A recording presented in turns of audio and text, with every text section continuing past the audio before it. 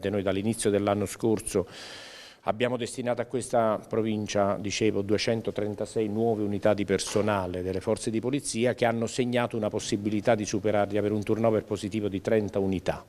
Entra subito nel vivo così il Ministro dell'Interno sul nodo principale, la carenza di organico delle forze dell'ordine sul territorio, sottolineato più volte dagli amministratori pubblici del Vicentino che avevano consegnato al prefetto le loro istanze, preoccupati per la mancanza dei rimpiazzi dovuta ai pensionamenti. Siamo riusciti a registrare quindi un turnover che va leggermente sopra il 10% di quella che è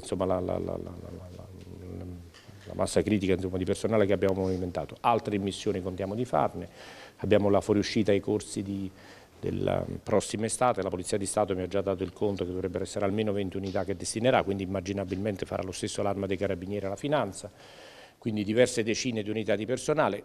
A livello nazionale registriamo che si sta abbassando la curva delle fuoriuscite per pensionamenti, che pure qui aveva inciso. Oltre al tavolo del Comitato per l'Ordine e la Sicurezza Pubblica, un segnale importante del Ministro è stato rivolto ai sindaci e ai rappresentanti delle categorie economiche. Proposto al sindaco, abbiamo condiviso anche un discorso importante di implementazione del sistema di presidio del territorio anche con le tecnologie.